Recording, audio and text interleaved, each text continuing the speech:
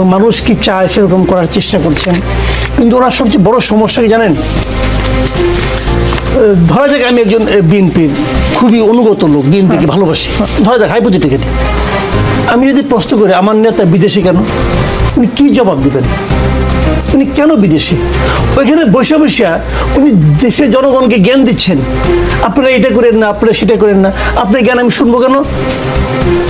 আপনার জ্ঞান না শুনলে আমার নগদ লাভ। প্রত্যেকটা প্রত্যন্ত অঞ্চলে আপনি যান, আমি তো কিছু খোঁজখবর রাখিতে পাই। গ্রাম অঞ্চলে আওয়ামী লীগ যে সমস্ত জায়গায় চাঁদাবাজি করতো সবগুলো এখন বিএনপির লোকজন দখল করে বসে আছে। আমার বিদেশি বসে বলতেছে তোমাকে বহিষ্কার করবো, এটা করলে এটা করবো, এই নির্বাচন সহজ হবে না, কঠিন হবে। এই কথা তো গত নির্বাচন আগে আওয়ামী লীগের সভানেত্রী বলছে। শেখ হাসিনা বলে নাই এই নির্বাচন কিন্তু আগের মতো হবে না, কঠিন হবে, বলছে। কি আসে যায় তাতে? এই দেশের মানুষের কি আসে যায়? উনি ওখানে বসে বলতেছেন, ওনার কথা কি আসে যায় বলেন আপনি আমাকে? ওই লোক যে বিএনপি এখন যে চাঁদাবাজি করতেছে, ওকে ওনার কথা শুনে নিয়ে চাঁদাবাজি বন্ধ করছে?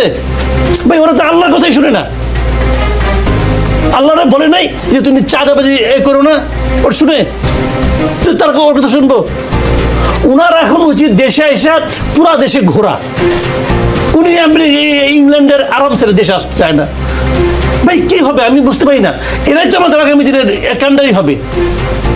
কোনো লজিক নেই, ওনার বিরুদ্ধে কোনো মামলা নাই। আগে বলা হতো যে ওনার বিরুদ্ধে মামলা আছে, ওনাকে জেলে ঢুকাই নিয়ে শেখ হাসিনা মাইরা ফেলাবে। এখন উনি কি বলবে? ব্যাখ্যা দেখ। আমি ওনার কাছ থেকে একটা ব্যাখ্যা জানতে চাই। উনি ব্যাখ্যা করবেন যে এই কারণে আমার জন্য দেশ নিরাপদ না। এত কিছুর পরে এই বাস্তবতাতেও, বর্তমানে এই অবস্থাতেও উনি যদি মনে করেন এই দেশ ওনার জন্য নিরাপদ না, তাহলে এই দেশে আমি আপনি কিভাবে থাকবো? এই দেশে ওনার কর্মীরা নেতারা কিভাবে থাকবে? তারা তো থাকতে পারছে, আপনি আসেন না কেন? আমি ওনার কথা শুনি না।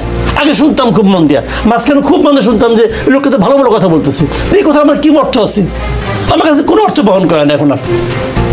পরিষ্কার কথা ভাই, আপনি দেশকে ভালোবাসেন, আপনি দেশের পালস কি বুঝতে পারেন? আপনি যদি আমার পালস বুঝতে চান, হয় আমার নারী ধরতে হবে, অথবা একটা নল দিয়ে হলো আমাকে ধরতে হবে। তো আপনি দূরে বসে বসে আমার পালস বুঝতেছেন? আপনি যত বড় ডাক্তারই হন না কেন, পারবেন না রে ভাই, এটা হয় না।